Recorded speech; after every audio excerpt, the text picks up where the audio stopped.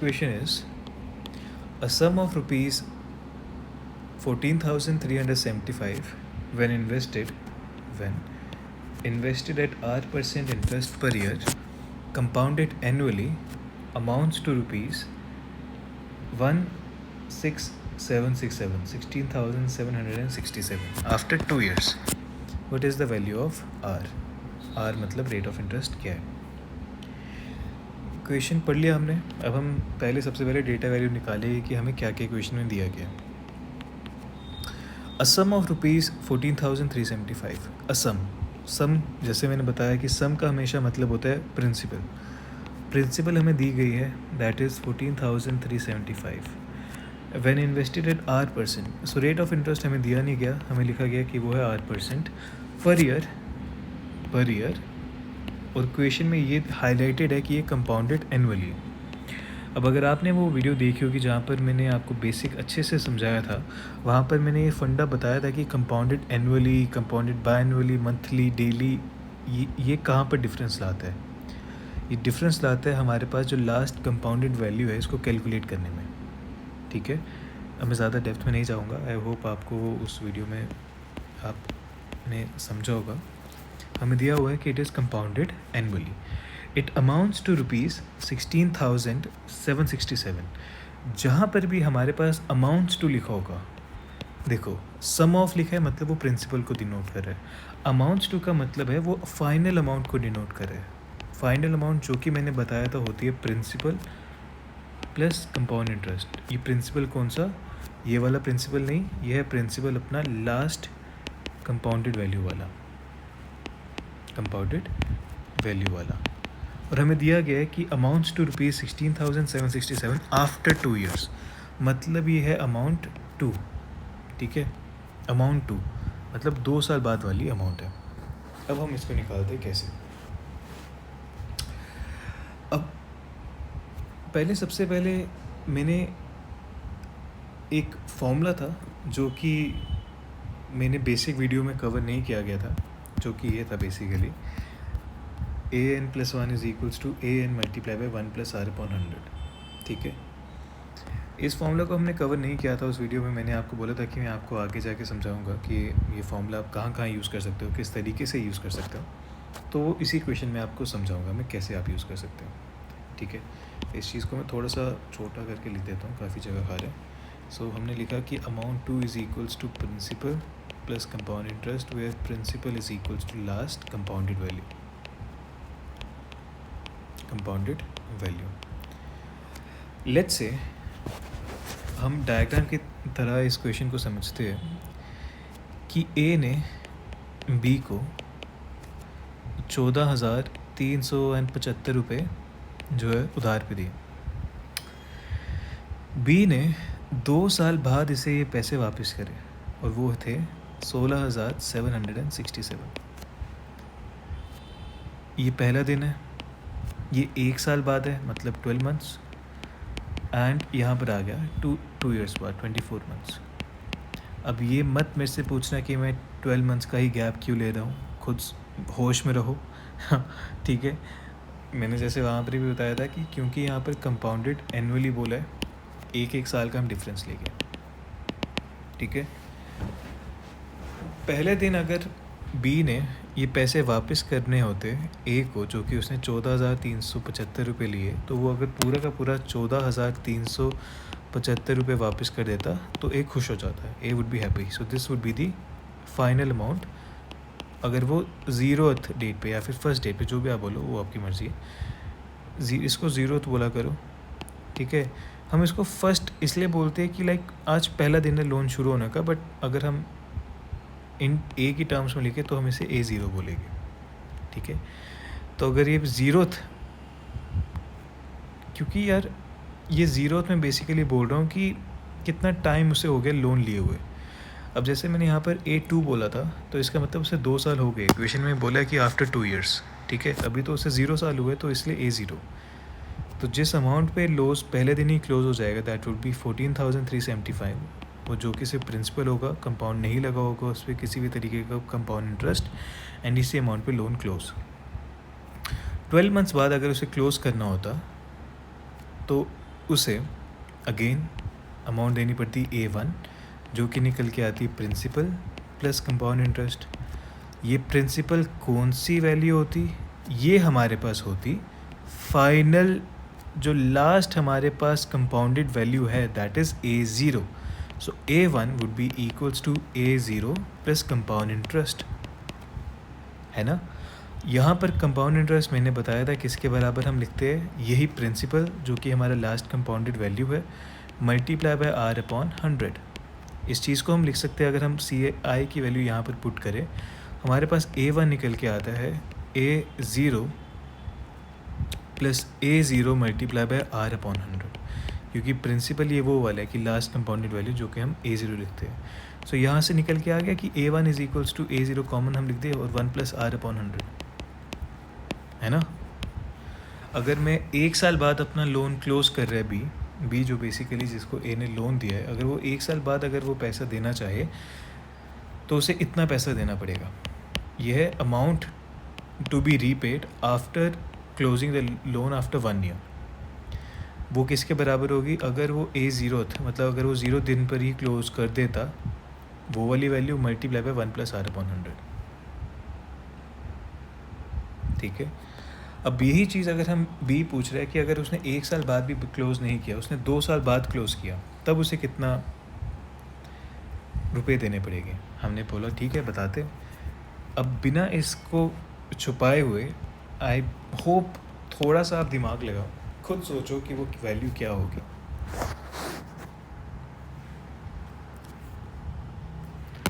चौबीस महीने हो गए, 24 महीने यानी कि 2 साल, क्योंकि क्वेश्चन में हमें बोला गया compounded annually A2, it will be equals to जो प्रिंसिपल अमाउंट होगी हमारे पास लास्ट कंपाउंडेड वैल्यू वो प्लस कंपाउंड इंटरेस्ट जो कि हमारे पास लग रहा होगा। अब ये जो प्रिंसिपल अमाउंट है, ये क्या बोला था मैंने, ये होती है लास्ट कंपाउंडेड वैल्यू जो कि हमारे पास है A1, क्या होगी A1 प्लस कंपाउंड इंटरेस्ट जो कि अगेन हमारे पास यही होगा A1 last compounded value multiply by R/100। A1 हमने कॉमन ले लिया, so A2 will be equals to A1 1 plus R/100। ये चीज़, ये वो फॉर्मूला था जो कि मैं ऊपर कवर नहीं कर पाया था, जो कि आपको याद रखना है कि A of n plus 1 is equals to A of n multiply by 1 plus R/100। अगर मैं तीसरे साल लोन क्लोज कर रहा हूँ तो उसकी वैल्यू निकल के आएगी जो दूसरे साल में हमारे पास कंपाउंडेड वैल्यू थी मल्टीप्लाई बाय 1 प्लस R/100। वही अगर मैं दूसरे साल लोन क्लोज कर रहा हूँ उसमें वैल्यू क्या निकल के आएगी, वो होगी A1 multiply by 1 plus R/100। अगर मैं पहले साल लोन क्लोज कर रहा हूँ पहले साल के एंड में लोन क्लोज कर रहा हूँ, that will be A0 multiply by 1 plus R/100। अलग अलग कंडीशन से अलग अलग कंडीशन से A0 हमेशा याद रखना, ये होता है प्रिंसिपल वैल्यू, जो ओरिजिनल प्रिंसिपल वैल्यू होता है ना, वो जिस पे हमने लोन उठाया, ये वो होता है A0 is equals to principal, ठीक है। हाँ, तो बेसिकली मैं यही आपको समझाना चाहता था, एक फॉर्मूला, एक कंसेप्ट। फॉर्मूला क्या है हमारे पास, A of n plus 1 is equals to A of n multiply 1 plus R/100। मुझे किसी भी साल के एंड में मुझे कितना पैसा लौटाना है किसी पर्सन को, इंक्लूडिंग ब्याज, प्रिंसिपल प्लस कंपाउंड इंटरेस्ट, वो होगा हमारे पास जो कि उसके पिछले साल हमें पैसा देना चाहिए था, मल्टीप्लाई बाय 1 प्लस R/100। देखो यार, अब आप ये कंफ्यूज हो रहे होगे कि यार ये कंसेप्ट अलग है और वो वाला कंसेप्ट अलग है कि amount is equals to principal plus CI, जहाँ पे प्रिंसिपल हमारे पास लास्ट कंपाउंडेड वैल्यू होगा। अगर आप चीज़ों को इन डेप्थ समझोगे ना, तो ये last compounded value basically AN ही है। मैंने अभी तो एग्जांपल के थ्रू बताया कि ये जो लास्ट कंपाउंडेड वैल्यू ये AN ही है। AN basically last compounded value ही है, मतलब वो वैल्यू जिसमें लास्ट में हम क्लोज कर सकते थे उस लोन को, उस ब्याज को मुका सकते थे, ख़त्म कर सकते थे, बट हमने भरा नहीं, इसलिए वो अगले साल गया, अगले टेन्यूर पे गया, अपने कंपाउंड फिर से हो गया, ठीक है। तो इस फॉर्मूले को याद रखो, अच्छे से याद रखो, अच्छे से समझो। एक ये वाला हो गया। बिलीव मी, अगर यार ये छोटी छोटी चीज़ें, इन चीज़ों को आप समझ आओगे तो इट विल रियली हेल्प। थोड़ा अभी के लिए कंफ्यूज हो रहे होगे, क्वेश्चन अटेम्प्ट करो। अब ऐसे नहीं है कि मैं कंसेप्ट समझाऊंगा एकदम से आप ग्रास्प कर लोगे, क्वेश्चन आप शुरू हो जाओगे निकालना, ऐसा नहीं होता। समझो कंसेप्ट को, प्रैक्टिस करो, जो शीट में दिए क्वेश्चन है इनको वापस से करना, खुद करना, बिना देखे करना, एंड नहीं हुए रिपीट में वीडियो देखना, हो जाएगी। एट दी एंड समझ आ ही जाएगा। ऐसी कोई भी चीज़ है जो एस्पिरेंट के लिए इम्पॉसिबल है, अगर आपने ये एग्ज़ाम चूज़ किया है सो डेफिनेटली कुछ ना कुछ तो आप में होगा। इतना बड़ा स्टेप उठाने के लिए भी, आप समझने के लिए सबका दिमाग सेम है, ऐसा कुछ मैं हाई IQ बात तो कर नहीं रहा हूँ जो कि आप समझ ही नहीं सकते। Everything is possible. हाँ, तो हम क्वेश्चन से डेविएट हो गए, अब पढ़ते हैं। तो हमें क्वेश्चन में दिया गया है, it amounts to ₹16767 after 2 years। सो हमें A2 दिया गया, आफ्टर 2 years A2 इज़ 16767। अगर मैं A2 निकालूंगा it will be equals to A1, n की वैल्यू में 1 पुट कर लूँगा, A1 मल्टीप्लाई बाय 1 + R/100। अब मुझे A1 भी कहीं क्वेश्चन में दिया नहीं हुआ है, दिख रहा है आपको कि what is the value of A1, कि 1 साल बाद उसकी क्या वैल्यू हुई होगी, नहीं। तो मैं A1 निकालूंगा, और A1 किसके बराबर होता है, A0। सेम मतलब यार, सेम यही फॉर्मूला मैंने लगाया, n की जगह मैंने 0 पुट कर लिया, A0 मल्टीप्लाई बाय 1 + R/100। और मुझे ये पता है, जैसे मैंने आपको बताया था, कि A0 is equals to principal, original principal जिस पे आपने लोन देना शुरू हुआ। अगर मैं यही कंसेप्ट लगाऊं और A1 की वैल्यू यहाँ पे पुट करूं, so A2 comes around A0 multiply 1 + R/100 whole square. A0 की वैल्यू पुट करो, that is principal multiply by 1 + R/100 का होल स्क्वायर। A2 हमारे पास है 16767, प्रिंसिपल हमें दिया हुआ है कि अ सम ऑफ ₹14375, ये हमारे पास आ जाएगा 1 + R/100 होल स्क्वायर, ठीक है। अब इस कैलकुलेशन को मैं कैलकुलेटर से करूँगा ऑब्वियसली, यार इतना टाइम तो है नहीं जो मैं दिमाग लगाऊंगा।